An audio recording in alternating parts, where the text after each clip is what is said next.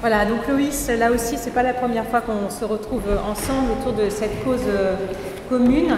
Loïs est professeur de lettres au lycée Chaptal à Paris et il est fondateur d'un site très bien fourni, mis à jour, qui s'appelle lavimoderne.net. Et il va nous parler ce matin de l'école numérique et des études portant dessus. Voilà. École numérique, ce que disent les études. Alors, ce qui est intéressant, je vais commencer tout de suite, je vais essayer d'aller vite et de tenir vraiment mon quart d'heure, voire moins si j'y arrive. Si j'arrive à démarrer, bon, ça ne démarre pas, tant pis. Tant pis, on fera son. Alors, les études, j'ai envie de dire, quelles études? Je n'en vois pas. Je surveille tout ce qui se produit sur Internet, les publications qui concernent l'école numérique depuis des années et des années. J'ai recensé des milliers d'articles, des rapports de l'inspection générale, des rapports de l'OCDE, toutes sortes de rapports. Tout ces questions m'intéressent beaucoup. Et donc, c'était l'occasion pour moi aujourd'hui de faire une synthèse. Quelles études? Je n'en trouve pas. On a décidé donc de généraliser l'équipement des élèves. Alors, il s'agissait au départ d'équiper tous les élèves. Hein. C'était le projet depuis 2012 et la refondation de l'école, du primaire jusqu'au lycée, tous les élèves d'ordinateurs ou de tablettes. Sur quelle base? En se fondant sur quoi? Alors, je m'aperçois surtout qu'il n'y a pas de débat. Hein, nous sommes les rares ici à nous interroger, à nous demander si c'est peut-être une bonne chose ou peut-être pas une bonne chose. Non, pas de débat, du débit, c'est tout ce qui nous intéresse, hein, plutôt du débit que du débat. La rhétorique de l'efficacité, elle revient sans cesse. Hein, c'est ce qu'on nous a dit, c'est une sorte de levier de la pensée. On nous dit l'enseignement sera plus efficace quand vos enfants, les élèves, auront des tablettes ou auront un ordinateur. Je peux aussi donner quelques exemples, quelques citations. Le rapport de Jean-Michel Fourgou en 2010, donc la majorité précédente disait exactement ça, améliore les résultats scolaires, permet de lutter contre l'échec scolaire, ça a l'air génial. Benoît Hamon, 2014, ministre de l'Éducation nationale, le numérique stimule les apprentissages, permet d'en améliorer l'efficacité, je vais très très vite. Le gouvernement a un site qui est consacré aux tablettes, à l'équipement des élèves. Je lis ceci, pouvant améliorer l'efficacité et l'équité du système éducatif. Donc évidemment, on cherche derrière tout ça un petit regard critique, une dimension qui permettrait de se dire, bon, peut-être que c'est pas si magique que ça, hein, mais non, ça a l'air magique, tout va s'améliorer grâce aux écrans. D'ailleurs, on nous parle des outils numériques en permanence. Alors j'aime bien, c'est un peu mon dada, j'aime bien dire on ne doit pas parler d'outils numériques. Les tablettes, par exemple les iPads, pour faire de la publicité, ne sont pas des outils. Un outil, étymologiquement, ça vient du verbe outil en latin, ça veut dire se servir de quelque chose qui est utile. Dire d'une tablette que c'est un outil, c'est déjà dire qu'elle est utile. Donc il ne faut surtout pas rentrer, les mots sont piégés si vous voulez. Moi, je préfère parler des objets numériques. Voilà, ça c'est neutre. Les objets numériques, les smartphones, les tablettes, les ordinateurs, ce sont des objets numériques. Et après, on pourra réfléchir à leur éventuelle utilité. J'ai donc un petit peu recensé toutes les études.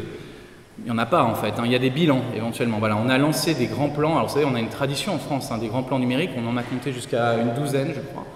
Donc on lance un grand plan, on décide d'équiper tous les élèves. Et puis, on fait un bilan de temps en temps et éventuellement on fait paraître. Alors, la première étude que j'ai citée, c'était celle du rapport Fourgou de 2010.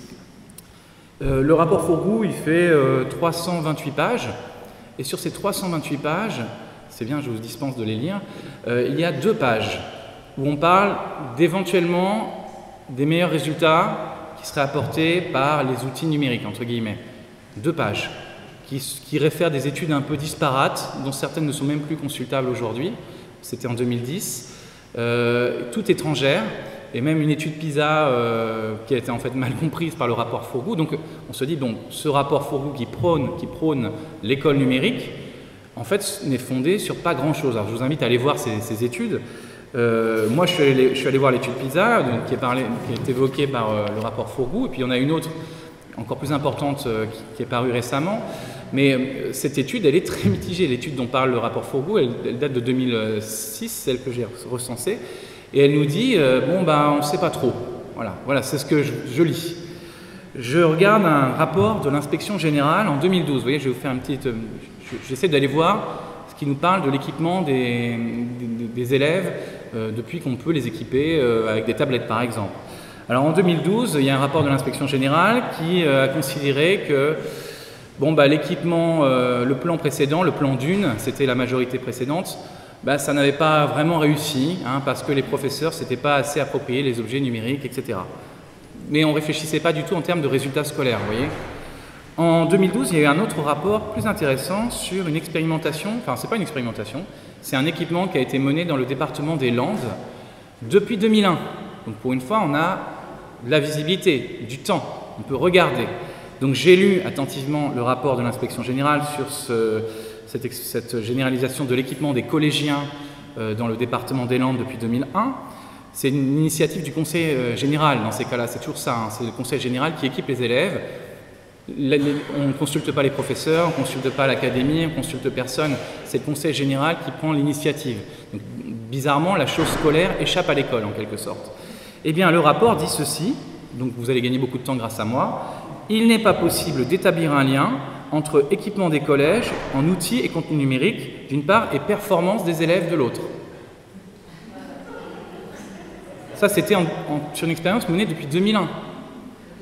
Alors évidemment, la faute, c'est les professeurs qui ne se sont pas assez investis, et puis les CPE dans les collèges qui viennent vérifier que les élèves ne font pas n'importe quoi avec les écrans, donc du coup les élèves ne sont pas libres, ils ne peuvent pas faire ce qu'ils veulent avec leurs écrans, etc.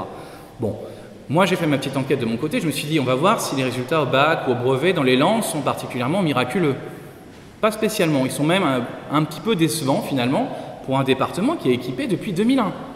Et puis il y a un monsieur qui s'appelle Mehdi Kaneboubi, qui travaille à l'université de Cergy-Pontoise, qui a fait une étude justement sur le département des Landes. Alors lui, il va encore plus loin, il dit les résultats sont en baisse dans le département des Landes. Je le cite, cet élément suggère qu'il est possible, donc je ne vous cite pas tout, qu'il est possible que les élèves landais ayant les notes les plus faibles, donc les élèves les plus en difficulté, aient tendance à avoir des notes de plus en plus basses.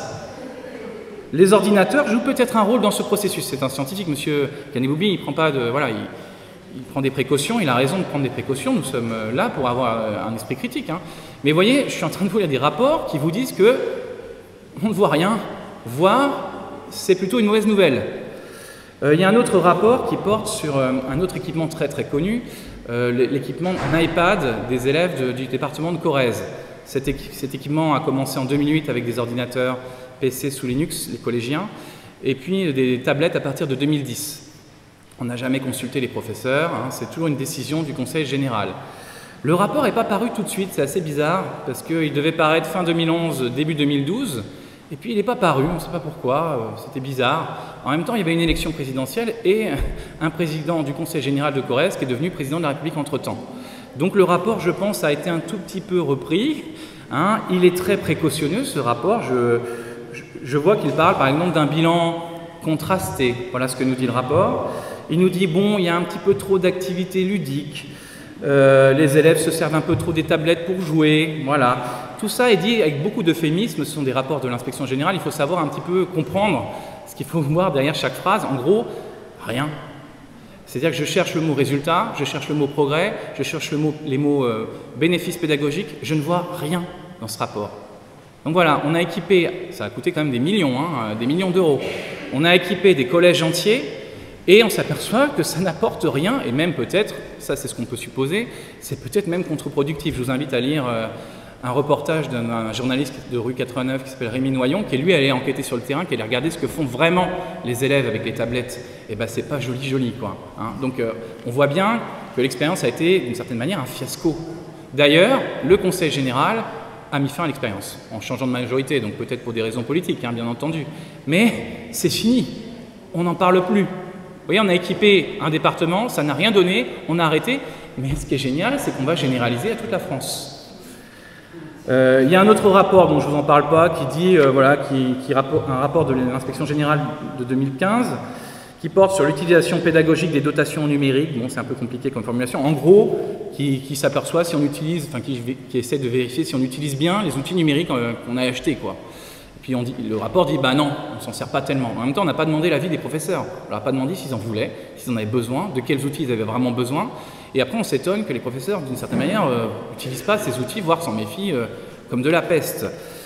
Il y a une note de l'ADEP, je vais très vite, hein, j'essaie d'aller le plus vite possible, une note de l'ADEP en 2015 qui a étudié l'apport des collèges connectés. Il y a des collèges qui ont de la chance, ils sont connectés, ils ont le haut débit, il y a tout le numérique possible, etc. Il y en a 23, enfin il y en avait 23 en France au moment de ce rapport. Je lis le résultat de cette note. Si l'impact du dispositif sur l'évolution des pratiques des enseignants et des progrès des élèves est encore difficile à apprécier, les différences qui apparaissent entre collèges fournissent les premiers éléments de compréhension d'une intégration réussie du numérique. Donc en gros, ce qu'on a réussi, c'est à mettre du numérique dans l'école. C'est ça que je comprends. Hein. Il y a un dispositif qui a été mis en place dans les collèges les plus défavorisés pour aider les élèves les plus en difficulté. Ce dispositif s'appelle le dispositif d'école. En gros, on met les élèves face à des écrans pendant 2 heures et puis ils sont face à une interface du CNED sous la supervision quand même d'un professeur dans 3 disciplines, anglais, mathématiques et français si je me souviens bien. Bon, moi j'ai de plus grands doutes en tant qu'enseignant sur la pertinence pédagogique d'un tel dispositif. Il devait y avoir un rapport sur ce dispositif qui a été mis en place il y a quelques années. Rien. Aucun rapport. On ne sait pas si ça apporte quelque chose. Alors vous pourrez peut-être intervenir voilà, tout à l'heure. Ça serait intéressant. Moi, je n'ai pas lu de rapport qui nous dise c'est génial, les élèves s'en sortent mieux grâce à l'interface CNED. Et à vrai dire, j'en doute. Et à vrai dire, tout ce que je viens de vous dire, on le savait. Vincent Payan avait déjà dit en 2013 ou 2012, je ne me souviens plus, 2013, qui était ministre de l'Éducation à l'époque, il a dit bon ben on sait qu'on a équipé les élèves dans les lycées, les collèges de tablettes, etc. Et ça n'a rien donné. Il savait déjà que ça ne donnait rien. Mais son idée générale, c'était c'est parce qu'on n'a pas bien fait, quoi. Et il y a eu un grand coup de tonnerre, c'était l'année dernière, le rapport PISA 2015 cette fois. Donc, tout à l'heure j'ai parlé d'un rapport PISA plus ancien. Alors là, ce rapport-là, c'est une hécatombe pour l'école numérique. C'est une hécatombe. Ce qui est incroyable, c'est que moi j'ai étudié à la fois ce rapport, je l'ai lu, c'est vraiment rébarbatif, mais c'est très intéressant. J'ai étudié ce rapport, il nous dit... alors, ce qui est intéressant, c'est la réception. Comment ce rapport a été reçu en France. Voyons ce que dit le rapport. Je vais à l'essentiel. Lorsqu'elles sont utilisées en classe, les technologies numériques, l'incidence des technologies numériques sur la performance, efficacité des élèves est mitigée dans le meilleur des cas. Mitigée dans le meilleur des cas. Aucune amélioration notable des résultats des élèves. Aucune amélioration notable. Donc ça, c'est un rapport international qui a été mené sur de nombreux pays. Mieux, encore plus intéressant, les pays qui sont les plus déconnectés à l'école, qui proposent le moins de relations à Internet ou aux écrans à l'école, sont ceux qui ont les meilleurs résultats. Alors évidemment, on ne peut pas tout de suite en conclure que les écrans, l'absence d'écran est positive. Et d'ailleurs, ce n'est pas une conclusion à laquelle j'irai, mais ça devrait quand même nous interroger. Finalement, les pays où on utilise le moins l'ordinateur à la maison ou l'Internet en classe ont les meilleurs résultats. Et ont même les meilleurs résultats, pas seulement dans les compétences habituelles, mais même les meilleurs résultats numériques. C'est-à-dire que quand on leur demande de faire des exercices numériques, les élèves qui ne sont pas préparés à ces exercices numériques à l'école y arrivent parfaitement parce qu'une bonne formation générale permet d'utiliser les écrans. Il n'y a aucune difficulté à ce sujet. Le paradoxe, c'est que le directeur éducation de l'OCDE, qui a donc publié cette étude PISA, s'appelle Andreas Schleicher, a fait une introduction à ce rapport et il nous dit « La technologie est le seul moyen d'élargir au maximum l'accès à la connaissance. » Donc moi je suis professeur, j'ai l'impression que je n'existe plus. C'est-à-dire que le directeur d'éducation dit exactement le contraire dans l'introduction de ce qu'on peut lire dans le rapport. C'est sidérant, mais on voit bien que le rapport était gênant pour l'OCDE. Et d'ailleurs, du coup, la réception a été très troublée en France. Le ministère a dit « Ah, ce rapport prouve qu'on a raison de faire l'école numérique, parce qu'il va falloir, nous on va la faire bien, nous en France. » Le problème, c'est pas tellement le numérique, le problème c'est l'école. C'est ce que dit le café pédagogique, fondé de Microsoft en France. Le problème du numérique, c'est l'école. Voilà, donc en fait c'est nous le problème. Le numérique c'est la solution et l'école c'est le problème. On renverse la perspective. Et puis bon, ce que j'ai envie de dire une fois que j'ai passé en revue toutes ces études, c'est qu'elles ont toutes un angle mort terrible. Elles étudient toutes en général l'incidence dans le cas d'une utilisation très scolaire, souvent d'ailleurs par le professeur, donc on imagine que ça peut être positif, mais elles oublient tout le reste. tout ce que peuvent produire les écrans. Puis on sait très bien que maintenant, les incidences sont énormes en termes dans ce qu'elles affectent la vie des enfants dans la globalité. Et ça, cette globalité, cette totalité, ce caractère longitudinal des écrans, il n'est étudié par personne. Les effets sur la santé, bon, je ne sais pas si on en a parlé ce matin, je n'ai pas pu être là, mais les effets donc sanitaires, les effets sur la concentration, sur le sommeil, les effets sur la fatigue, les effets sur la difficulté à se livrer à la lecture profonde. Je suis professeur de français, donc évidemment, c'est une question qui me taraude. Et puis l'asservissement aux écrans. Enfin, vous voyez, toutes ces questions-là ne sont jamais abordées dans les études. Jamais. On va regarder, on va dire, voilà, quand on utilise les écrans pour faire étudier tel document en histoire-géographie, bah, c'est plutôt pas mal et tout. Certainement, je n'en doute pas. Enfin, faut voir. Mais on oublie le reste, on oublie tout le reste. Alors, pourquoi finalement... Quand on a vu que finalement l'efficacité, elle ne ressort d'aucun de ces rapports, de ces bilans, en quelque sorte, il n'y a pas eu d'expérimentation à proprement parler. On n'a pas fait une expérimentation vraiment en se disant, alors allons-y, étudions les populations, tout ça. On n'a rien fait de scientifique, on a généralisé le numérique. La réponse au rapport de l'OCDE, c'était la suivante.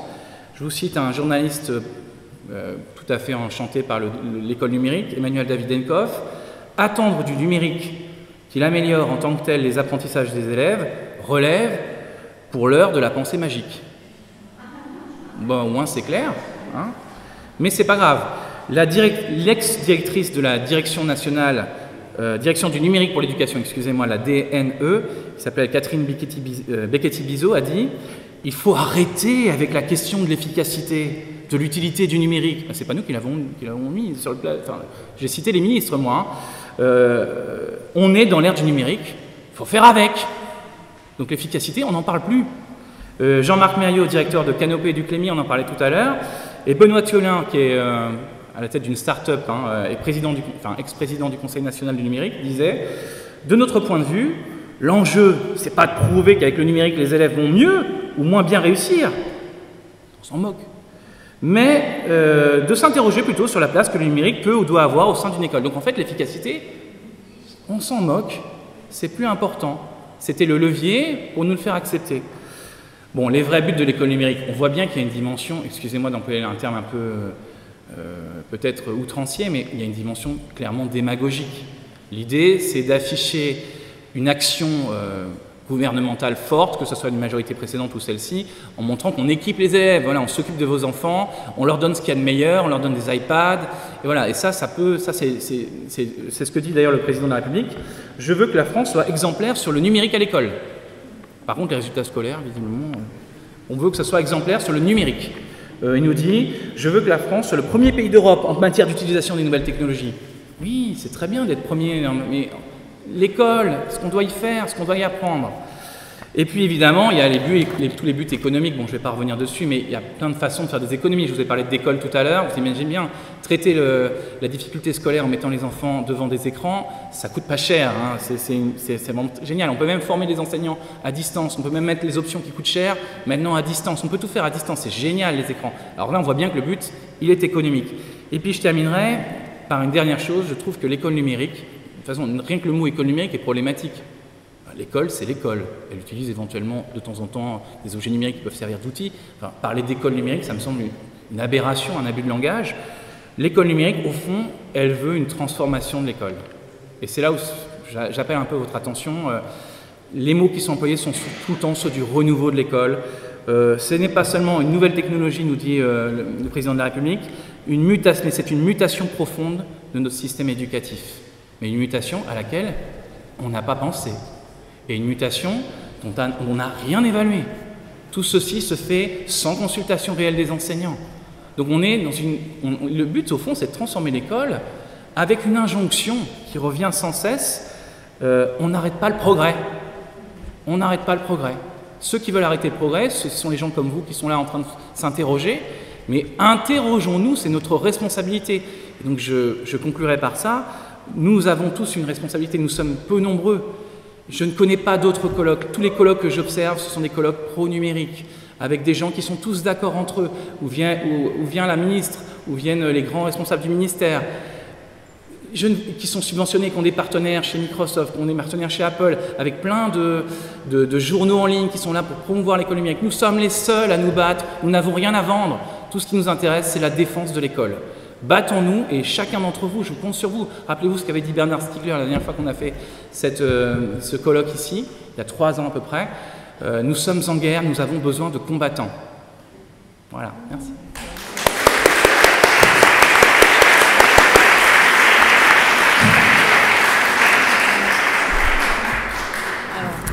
Merci Loïs, tu es un soldat très courageux. J'ai écouté, je me disais, il n'a pas peur, il n'a vraiment pas peur et c'est bien de souligner tout le travail de propagande effectué en sous-bassement par le ministère de l'Éducation nationale quand même, concernant ce plan du numérique à l'école. Alors, le marathon continue et on a oublié un intervenant. Et pas des moindres, qui va proposer une formation justement à tous les enseignants et aux parents, ceux qui sont intéressés. Il s'agit du Québécois Jacques Brodeur, qui mène avec beaucoup de succès depuis maintenant plus de 10 ans ces expériences des 10 jours sans écran dans les écoles au Québec et en France. Je le cherche là du regard dans la salle, il a dû s'absenter quelques minutes. C'est sans Jacques Brodeur aussi. C'est sans écran et sans Brodeur. Alors, il sera là, c'est sûr, en tout cas cet après-midi et puis pendant l'heure du déjeuner. Je pense de toute façon qu'il va avoir l'après-midi pour vous former, vous informer par rapport à cette action qui est une des actions possibles de prévention par rapport aux écrans à l'école. Mais là, je vais du coup passer directement à Karine Mobili, donc, qui est co-auteure avec Philippe Biwix du livre « Le désastre de l'école numérique », c'est ça, et qui est un livre absolument passionnant. Alors j'avoue que j'en ai lu que la première partie parce que Anne, j'ai prêté à Anne Lefebvre la suite. Il est à la fois, il enchaîne très bien avec ce que dit Loïs Bonhomme sur le constat qui peut être fait de l'utilisation du numérique à l'école, mais aussi il ouvre des perspectives pour faire différemment. Bonjour à tous. On m'entend bien? Oui. Dans la salle? Ah, d'accord. Donc effectivement, oui. Alors, je m'excuse, Jacques, tu reviens dans la salle. Je viens parler de toi, du fait que on t'a oublié à cause du marathon. Peut-être juste que tu pourrais peut-être annoncer cet après-midi. Voilà. Hein. Tu acceptes juste d'annoncer cet après-midi parce qu'on enchaîne avec Karine. Voilà. Jacques, tu viens parler, mais tu parles pas. C'est mes copines, c'est mes amis. Mesdames, Messieurs, il y a des choses qui font mal à la consommation médiatique, à la promotion des nouvelles technologies. Il y avait dans cette salle, il y a une demi-heure à peine, Benjamin Preciado, qui organise un stage de formation syndicale sur les écrans numériques et l'éducation, avec des conférenciers comparables en qualité à ceux que vous avez entendus ce matin, et même d'autres qui n'étaient pas ici ce matin, mais qui cette fois-là seront présents. La feuille sera sur la table à la sortie. Je vous la remettrai. Je suis essoufflé, c'est normal. J'étais professeur d'éducation physique et sport. C'est mon métier d'être essoufflé. Il y a aussi dans cette salle une autre personne très importante. C'est l'éditrice du livre « 10 jours sans écran », écrit par une écrivaine française du sud de la France, qui a tricoté une intrigue sur le défi 10 jours ou pas. Madame, pourriez-vous vous lever que les gens vous voient? Voilà, c'est cette dame. Elle a apporté 2 exemplaires, mais vous pourrez la questionner tantôt sur comment on peut se procurer ce livre qui met l'eau à la bouche des préadolescents, donc 10-11 ans. Moi, cet après-midi, je donne une formation révolutionnaire. Pourquoi je l'appelle révolutionnaire? Je l'ai appelé révolutionnaire devant la population de Vendée. Le conseil départemental de Vendée m'engage à revenir encore cette année, mars, avril, mai, m'adresser à des collégiens, ma race de monde préférée, des adolescents, des adolescentes. Ils adorent découvrir comment fonctionne l'industrie médiatique. Et mon objectif caché, que je rends public aujourd'hui, donc vous le gardez pour vous, répétez à personne, Je veux que la population de Vendée ait les adolescents et les enfants les plus critiques face aux médias, comparés à tous ceux de l'Europe et de la France. J'ajoute que la France, en ce moment, en Europe, est le pays où plus de 260 établissements éducatifs, du primaire et du secondaire, ont fait goûter aux enfants la liberté. La potion du druide panoramique, c'est rien comparativement au goût de liberté que découvrent les enfants et les familles avec le défi 10 jours sans écran. Donc cet après-midi, je donne une formation concise, agréable, rigolote, pour donner le goût à des adultes d'arriver chez eux, dans leur quartier ou dans leur commune, avec la potion, ils l'auront avec eux, la potion, le mode d'emploi et tous les outils qu'il faut pour libérer les enfants de la tyrannie numérique. J'ai essayé le mot tyrannie devant M. le maire d'Agneau l'année passée et il l'a bien aimé. Alors on fait des démarches en ce moment pour faire intégrer la tyrannie numérique dans l'hymne national de la France. Merci beaucoup.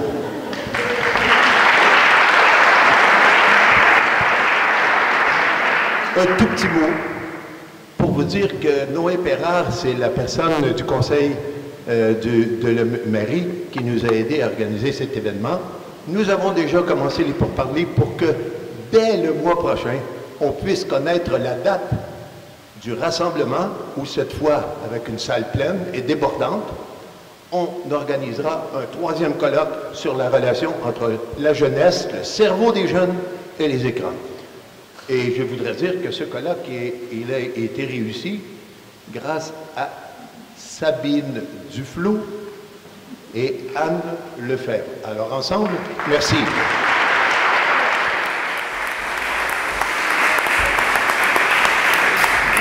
Merci Jacques de tes capacités d'adaptation remarquables. Je laisse la difficile tâche à Karine Mobilly de clore ce colloque de matin. De clore et de parler à l'heure du déjeuner, donc l'estomac qui gargouille. Pardon, je vais vous embêter encore un peu avec le sujet de l'école numérique. Donc moi je peux que souscrire à tout ce qu'a dit Loïs, bien entendu. C'est un livre, donc Le désastre de l'école numérique, que j'ai écrit avec un ingénieur. Moi j'ai été enseignante quelque temps et c'est à partir de cette expérience qu'on a donc voulu un petit peu faire un panorama de ce qu'on a appelé un désastre. Et je suis très contente d'être ici parce que c'est vrai que j'ai pu coécrire ce livre en me sentant peut-être un peu isolée dans mon analyse. Et c'est grâce à la promotion de ce livre que je découvre qu'en fait plein de gens agissent déjà dans le domaine, dans des métiers très différents, et que le numérique touche même la toute petite enfance. Je l'ai découvert avec vous, donc voilà, je suis d'autant plus confortée dans mes analyses. Donc là, bon, on avait prévu, enfin c'est ce qu'on va faire, de voir un petit peu les aspects écologiques et sanitaires du numérique à l'école, puisque Loïs a abordé l'aspect pédagogique. Parce que c'est vrai qu'au niveau sanitaire, c'est un domaine qui n'est pas abordé par les études. On va se concentrer sur le fait de savoir si c'est utile pour leur faire ingurgiter des connaissances ou obtenir un point de plus dans le programme PISA, mais on ne va pas se poser la question de l'impact sur leur santé. Pourtant, ces impacts sur la santé, ils sont très nombreux. Le premier qu'on peut citer, c'est celui sur la vision.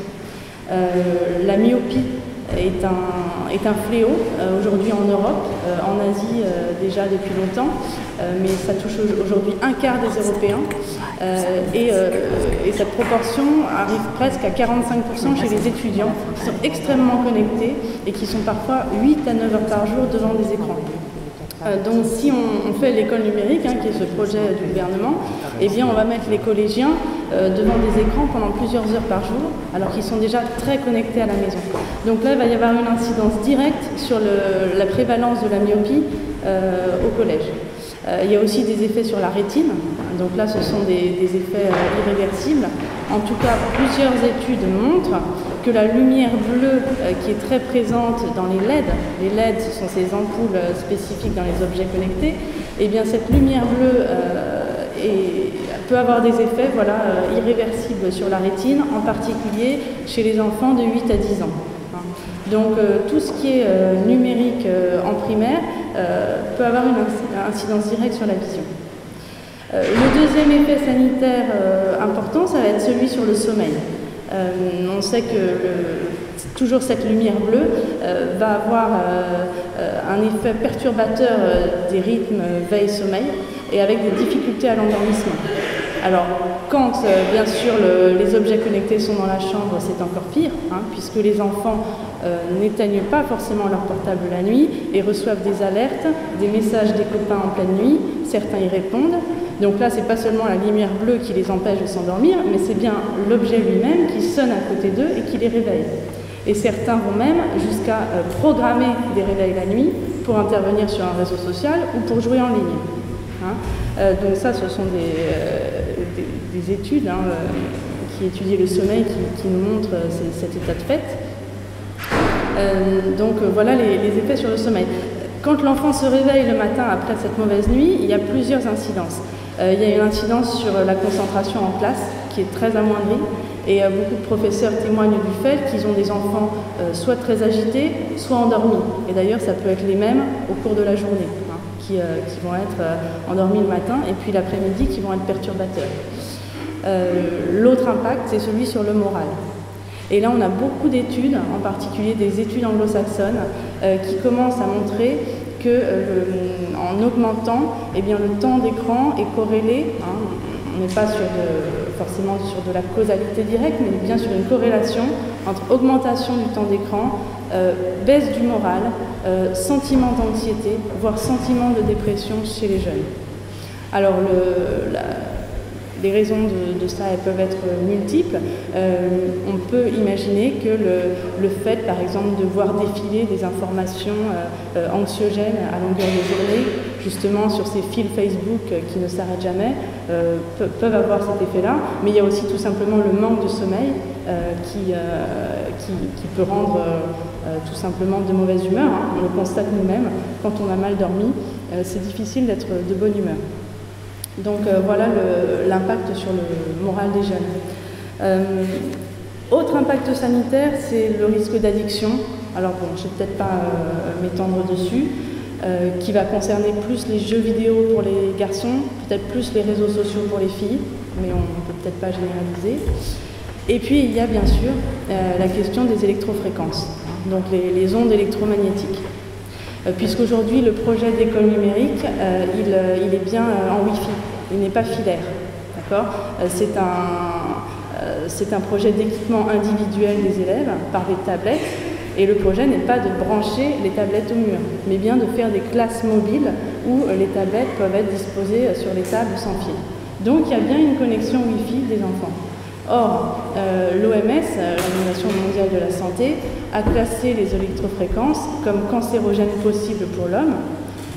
L'Agence française de sécurité sanitaire a confirmé ce classement et le législateur français l'a également confirmé avec la loi Abeille qui est en vigueur depuis février dernier, enfin la loi dite loi Abeille, qui concerne donc les fréquences et l'obligation pour les opérateurs de prouver l'innocuité de leurs antennes avant de les installer.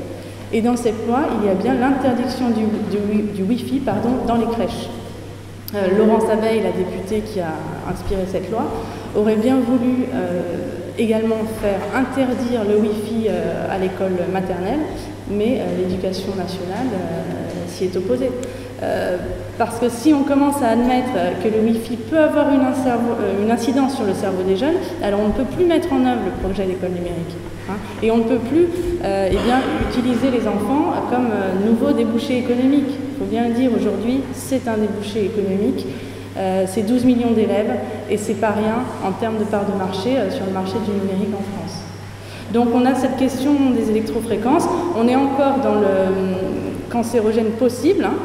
Donc les gens qui veulent, les pro-numériques vont s'accrocher à ce mot de possible, et ceux qui veulent alerter vont dire mais oui, mais justement, peut-être appliquons un principe de précaution, et on n'a que 15 années de recul sur l'utilisation du Wi-Fi. Ce n'est pas assez pour pouvoir mesurer un impact sanitaire.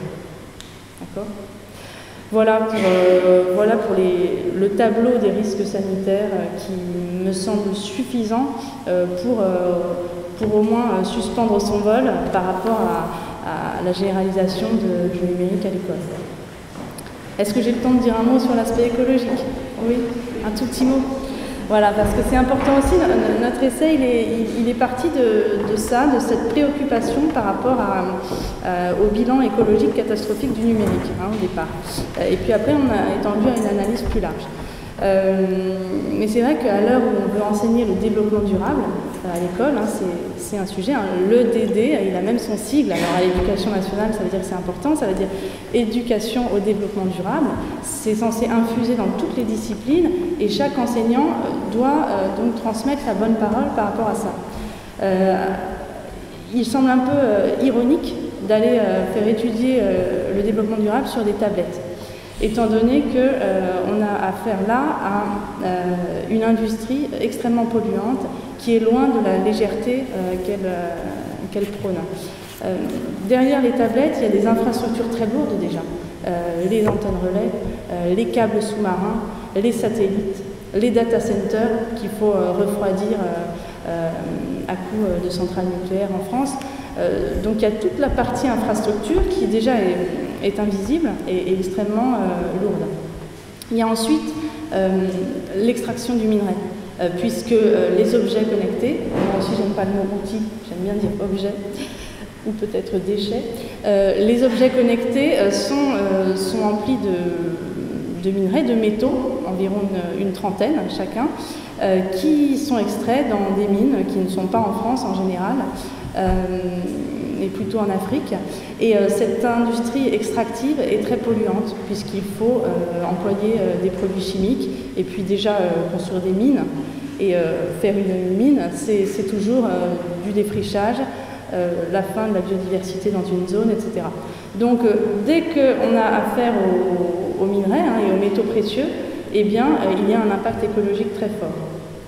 Il y a ensuite le poste consommation électrique, qui n'est pas négligeable, puisque aujourd'hui le numérique mobilise 10% de l'électricité utilisée dans le monde, ce qui fait du numérique un émetteur de CO2 plus important que le trafic aérien. Donc en termes de légèreté, on fait mieux. Il y a également le poste, et là je regarde un petit peu mes notes, eh bien oui, le poste des déchets en fin de vie. Une tablette scolaire aujourd'hui qui est censée servir de la 5e à la 3e. Déjà, il y a peu de chances qu'elle arrive intacte en fin de 3e. Quand on voit la façon dont les élèves jettent leur sac dans la cour, quand il y a la tablette à l'intérieur, vous savez ce que ça donne. Ça donne nos portables brisés au niveau de l'écran. Mais admettons que ça marche jusqu'à la fin de la 3e, eh bien, en fin de vie, ce n'est pas réutilisable par un autre élève. C'est un déchet parce que c'est prévu comme ça. Aujourd'hui, le temps de vie d'une tablette, il était de 2 ans il y a quelques années, puis il y a eu un petit peu de pression au niveau de l'obsolescence programmée. Aujourd'hui, il est plutôt de 4 ans en moyenne. Donc, au bout de 4 ans, ça va être un déchet électronique. Les déchets électroniques et électriques, aujourd'hui, sont recyclés à hauteur de 15%. Tout le reste part en décharge ou en incinération. Donc, c'est une perte nette pour les générations futures. Et sur ces 15%, ce n'est pas un recyclage à 100%, il y en a une partie qui part dans le tiers-monde, dans des décharges informelles, où les métaux sont brûlés pour être fondus, récupérés, et une partie part dans les sols. Et puis le reste part dans des usines très sophistiquées qui effectivement peuvent récupérer une partie des métaux, donc on est bien sur 15% des déchets, une partie de ces 15%. Mais les métaux sont tellement dispersés, tellement minuscules, en plus on va vers la miniaturisation, qu'ils sont difficilement récupérables. Et au final, on peut récupérer une vingtaine de métaux sur 30 et le reste est également perdu. Donc voilà pour ce tableau pas très gai du numérique, mais il faut aussi le dire, il y a aussi tous ces aspects. Et à l'heure du développement durable, je pense qu'il faut un tout petit peu de cohérence éducative. Voilà, je vous remercie.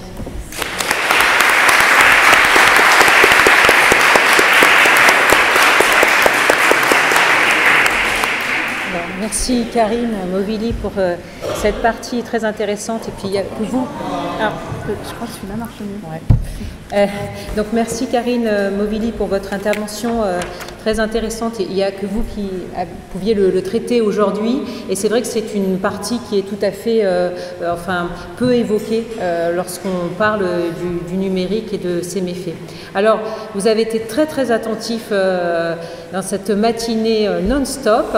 Donc, on va s'arrêter là. Juste 2 secondes d'attention encore. Alors, déjà d'un point de vue très pratique, ça serait sympa si on pouvait déjeuner ensemble. Et il y a une brasserie qui s'appelle le Napoléon III. En sortant, c'est juste à droite, qui a réservé un espace, donc on peut s'y retrouver. J'aurais voulu terminer pour partir vers des idées communes. Je vous en donne juste comme ça 3. Ça serait bien d'avoir un répertoire commun de gens qui se sentent concernés par ce numérique, voire prêts à dispenser aussi des formations ou à témoigner de leur expérience. Et c'est pour ça que on va essayer de réunir là toutes les adresses que vous avez laissées. Et Benjamin Preciado, qui organise donc prochainement un colloque en novembre, s'est proposé pour gérer un mailing collectif. Et puis, 2 choses encore, moi ce qui me préoccupe fondamentalement, c'est une prévention simple, claire, en faveur des familles. Et c'est pour ça que j'ai réalisé ce petit fascicule que vous avez pu prendre, qui s'intitule 4 temps sans écran, qui sont issus des recommandations des pédiatres américains, et qui explique aux familles comment elles peuvent gérer assez simplement ce temps d'écran dans la journée. L'usage me montre que ça fonctionne très bien auprès des familles. Donc si vous voulez l'utiliser dans votre travail, il est téléchargeable soit sur le site de l'EPS Villévrard, donc l'hôpital auquel je suis rattachée, soit sur sabineduflo.fr où je le mettrai. Et puis la dernière chose aussi, c'est que grâce au studio Sonacom, j'ai pu réaliser un petit film qui est issu en fait de cette gestion du temps au quotidien par les enfants. Et là aussi, je vous ai envoyé un certain nombre, dont j'avais l'adresse mail, le lien sur YouTube. Utilisez-le si vous voulez. Utilisez-le dans vos écoles ou lors de vos consultations pour expliquer cette gestion du temps au quotidien. Alors c'est un peu un effet paradoxal d'utiliser l'image pour convaincre d'être moins devant les images, mais malheureusement c'est aussi le vecteur principal aujourd'hui. Donc voilà, je vous affiche ça avant de partir et on va se retrouver, j'espère, bientôt, avant de poursuivre cet après-midi avec Jacques. Bien sûr. Sur ces 4 temps, oui. Tout le monde en parle à son dessin. Oui. Alors, merci Karim, merci beaucoup. Oui, je sais que tu es aussi très très impliqué dans ce souci d'une prévention. Et l'idée, évidemment, idéalement, il faudrait que dans chaque PMI, dans chaque crèche, chez chaque pédiatre, il y ait des fascicules de prévention claire et simple de gestion du temps écran, et pas ce qui existe actuellement qui nous dit c'est un peu bien, mais aussi un peu pas bien. Et si vous êtes attentif, eh ben tout ira bien. L'enfant peut s'auto-réguler seul. Etc. Non, c'est pas vrai. Voilà. Des informations. Oui. Je vais répondre là-dessus parce que hier, je suis intervenue aux entretiens de Bichat. D'accord, oui, excuse-moi. C'est juste une refonte du cabinet de santé. Donc oui, hier, je suis intervenue aux entretiens de Bichat qui s'adressaient aux pédiatres et aux puéricultrices. Et puis, voilà, j'étais amenée aussi à côtoyer le docteur Tisseron qui nous a annoncé qu'a priori, le carnet de santé est réévalué et repensé et la notion d'écran devrait y figurer. Donc je pense que aussi pour assurer cette prévention auprès des médecins, il va falloir que nous soyons particulièrement attentifs. Salut, moi, c'est Kevin, j'ai 8 ans. Je vais vous raconter ma journée. Je me lève très tôt. C'est comme ça. J'ai comme un réveil dans la tête. Une fois réveillée, je regarde mes cartoons sur ma chaîne préférée. Mes parents se lèvent plus tard. Eux, ils prennent leur café dans la cuisine en regardant les infos. Moi, ma mère m'apporte mes tartines au salon. Elle dit que je mange mieux quand je suis devant la télé. Le soir, ma mère vient me chercher à l'école. En rentrant, elle veut toujours vérifier mes devoirs. C'est galère, parce que j'aime pas l'école. C'est pas fun. Et puis souvent, j'ai envie de dormir. surtout le matin. Après mes devoirs, ma mère me laisse tranquille. Alors je vais dans ma chambre regarder la télé. Sinon, je joue en ligne sur mon ordi jusqu'à l'heure du dîner. 2 heures cool avec mes super-héros, ou alors je joue en ligne à Fun Massacre, un jeu interdit aux moins de 16 ans, mais tout le monde y joue. Moi, depuis que j'ai eu ma tablette à 5 ans, je joue que sur écran. Le soir, on mange tous les 3 devant la télé. Après le dîner, la télé reste allumée. Ce qui est pas cool, c'est que j'arrive jamais à m'endormir. Je me relève plein de fois, et puis la nuit, je fais des cauchemars. Alors je vais dans le lit de mes parents. Ça, faut pas le dire. Voilà, c'est ma vie de tous les jours. Une vie normale, quoi. Normal. Peut-être. Sauf que dans la tête de Kevin, il y a des monstres qui reviennent toutes les nuits. Ça s'appelle des cauchemars. Kevin dort mal. Du coup, il somnole le matin en classe et l'après-midi, il est très agité. Sauf que Kevin a beaucoup de mal à fixer son attention en classe. Du coup, il a de mauvaises notes et il lit avec difficulté. Sauf que Kevin ne sait pas s'occuper autrement qu'avec des écrans. Sans eux, Kevin tourne en rond. Quand les écrans sont éteints, c'est la panique. Kevin ne sait pas être seul. Comment aider Kevin à combattre toutes ces difficultés ? Il existe une solution simple. Redonner à l'enfant le temps volé par les écrans. Voici 4 pas pour mieux grandir, pour retrouver le temps perdu et rendre la vie de Kevin plus cool. Ça commence par pas d'écran le matin, car ce sont des capteurs d'attention. Ils fonctionnent un peu comme la baguette d'un sorcier. Lorsque Kevin est devant, il n'a pas d'autre choix que de les regarder. Du coup, le cerveau de Kevin ne peut développer une attention volontaire nécessaire pour réussir à l'école. Pas d'écran pendant les repas. Quand la télévision est allumée pendant les repas, ses parents et Kevin se parlent moins. Or, c'est en se parlant qu'on développe un bon langage. Et un bon langage nous permet de réussir à l'école. Pas d'écran avant de s'endormir. Les dessins animés, les films, sont remplis d'images qui font peur et inquiètent pour retenir captif le spectateur. Le cerveau n'a pas le temps de les traiter. De plus, la lumière bleue des écrans retarde l'entrée naturelle dans le sommeil. Le feu vert qui nous dit « va dormir » se détraque. Pas d'écran dans la chambre de l'enfant. Avoir un écran dans sa chambre, c'est un peu comme avoir un paquet de bonbons sur sa table de chevet. On craque plus facilement et on en consomme 2 fois plus. En plus, les parents ne peuvent pas surveiller ce qui se passe à l'écran. C'est un peu comme s'ils laissaient grand ouvert la porte de la maison sans vraiment regarder qui y entre. Ils protègent mal leur enfant. Voilà, les 4 pas sont très faciles à appliquer.